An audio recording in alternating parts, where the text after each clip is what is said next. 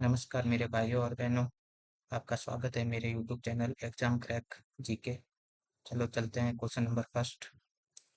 Syphilis, जिसे उपदंश भी कहते हैं, का जीवाणु कौन सा है और इससे कौन सा अंग प्रभावित अंग होता है?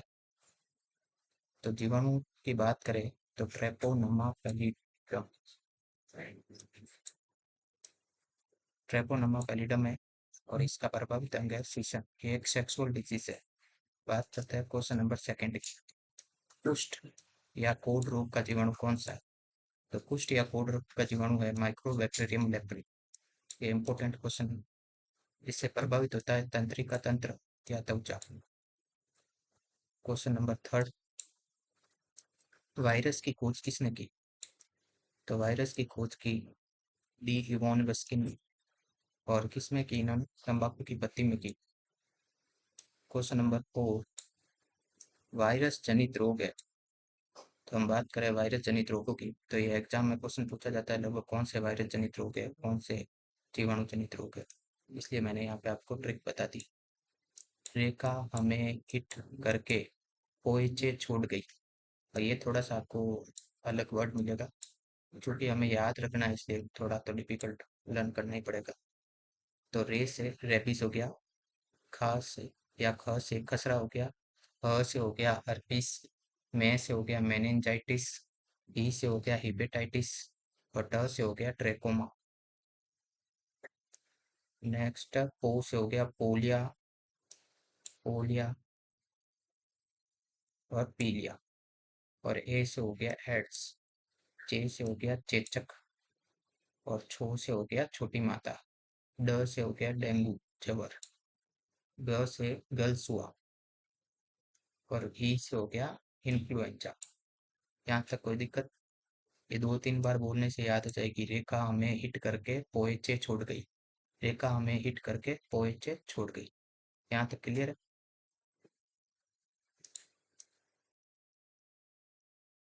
Question number five. AIDS virus का क्या होता है? एड्स वायरस क्या होता है? क्वेश्चन है question number five. AIDS virus क्या होता है? तो एड्स का जो वायरस है वो क्या होता है? एक सूत्री आरएनए होता है। एड्स का वायरस एक सूत्री आरएनए होता है। Question number six. एड्स का पूरा नाम क्या है? तो एड्स का पूरा नाम है ह्यूमन इम्यूनो डिफेंसियंसी वायरस। ये अक्सर एग्जाम में पूछा जाता है। एड्स का पूरा नाम human immunodeficiency virus. Question number seven. AIDS नामक बीमारी किस कारण से होती है? तो एड्स जो होता है वो संक्रमित खून चढ़ाने से होता है और यौन संबंध बनाने से भी हो सकता है। तो संक्रमित खून चढ़ाने से एड्स नामक बीमारी हो जाती है। Question number eight. एड्स के उपचार में कौन सी दवाई यूज ली जाती है? तो एड्स के उपचार में एआरवी, एंटी रेट्रोवायरल, ये दवाई कहाँ में ली जाती है? एक बार वापस बोलेंगे, anti retroviral ARV. Question number nine. ELISA परीक्षण किस रोग में किया जाता है? तो एलिसा परीक्षण किया जाता है एड्स में। और पीछे हमने पढ़ा है विडाल टेस्ट। विडाल टेस्ट किया जाता है टाइफाइड में। और टाइफाइड का टीका कौन सा है? तो टाइफाइड का टीका है टाइफाइड ए, टाइफाइड बी।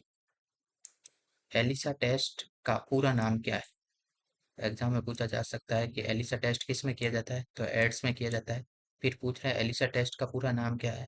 तो एंजाइम लिंक्ड इम्यूनो सोरोबेंट ऐसे, ये याद कर लेना। एंजाइम लिंक्ड इम्यूनो सोरोबेंट ऐसे। ओके। नेक्स्ट एक इम्पोर्टेंट लाइन लिखी है मैंने। एलिसा परीक्षण की पुष्टि यानी कि सत्यापन के लिए वेस्टर्न ब्लॉक नामक परीक्षण किया जाता है। देखो, एलिसा टेस्ट किया जाता है, इसकी भी वापस पुष्टि करने के लिए वेस्टर्न ब्लॉक टेस्ट किया जाता है।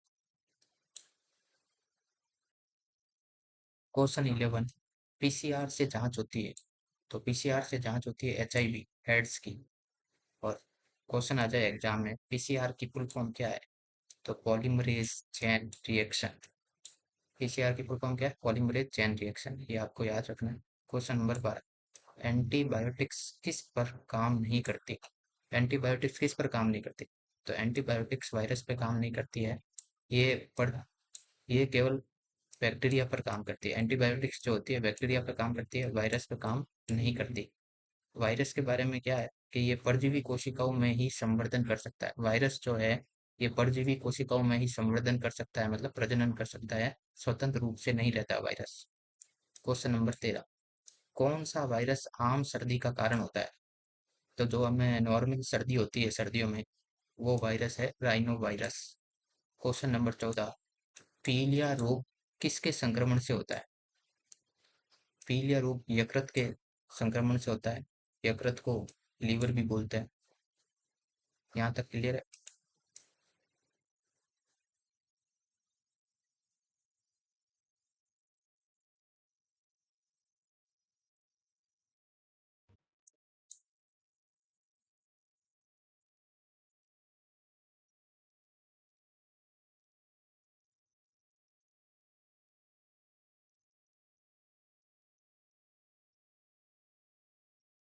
क्वेश्चन नंबर 15, पीलिया रोग का कारण। अभी हमने पढ़ा कि पीलिया रोग में संक्रमित होता है यकृत, लीवर। अब ये पूछ रहा है कि पीलिया रोग किस कारण से होता है? तो पीलिया रोग यकृत में बिलिरुबिन की मात्रा बढ़ जाने के कारण होता है। यहाँ तक क्लियर है? रक्त में क्या बिलिरुबिन की मात्रा बढ़ जाने से, जिससे हमारी त्वचा पीली पड़ जाती है।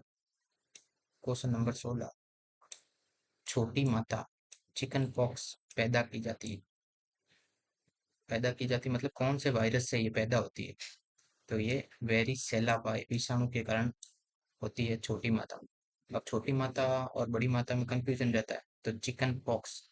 देखो चिकन किसका बनता है? मुर्गी का। तो मुर्गी क्या होती है? छोटी। तो कैसे याद रखना है? छोटी माता चिकन पॉक्स। और इसका वायरस कौन सा है? वेरिसेला विषाणु।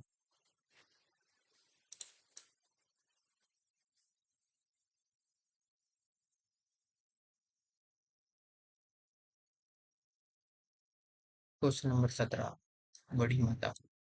बड़ी माता को क्या कहते हैं? चेचक। देखो अभी हमने पढ़ा था छोटी माता को क्या कहते हैं? Chicken pox. और बड़ी माता को क्या कहते हैं? चेचक। हिंदी में नाम है बड़ी माता और वैसे चेचक कहते हैं। और चेचक का जो वायरस है वो है वेरिपोला वायरस। बड़ी माता ने हुक्म दिया, पोला निकालो। क्या निकालो? पोला। तो इसको कैसे याद करना है? वेरिपोला। बड़ी माता ने क्या दिया? हुक्म, पोला निकालो, घूमने चलते हैं। तो वेरियोला वायरस।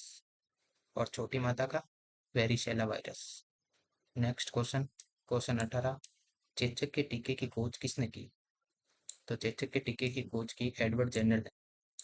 चेचक के टीके की खोज किसने की? एडवर्ड जेनर ने। Question number 19, dengue. डेंगू मच्छर के काटने से फैलता है। और वो मच्छर कौन से? मादा एजिप्टियाई। मादा मच्छर है एजिप्टाई, ये याद रखना। डेंगू कौन से मच्छर के काटने से होता है? मादा एजिप्टाई। डेंगू जो है वायरस जनित रोग है। और कौन सा वायरस है? Flavi virus. फ्लेवी वायरस के कारण ये डेंगू होता है। आशा करता हूँ कि आपको क्वेश्चन अच्छे लग रहे होंगे। क्वेश्चन नंबर 19, डेंगू का उपचार किस माध्यम से किया जाता है? तो डेंगू का उपचार, वैसे तो ये इम्पोर्टेंट क्वेश्चन नहीं है, फिर भी आपको ध्यान में रखना है। Question number 21, father of microbiology. कौन से वैज्ञानिक को कहते हैं father of microbiology? Lewis pasture. और लुईस पास्चर ने किसकी खोज की? लुईस पास्चर ने पाश्चुरीकरण विधि की भी खोज की। और रेबीज के टीके की खोज की थी लुईस पास्चर ने। रेबीज जो है कुत्ते के काटने से होता है और इसमें हाइड्रोफोबिया हो जाता है। पानी से, रोगी को पानी से डर लगने लग जाता है। यहाँ तक क्लियर है?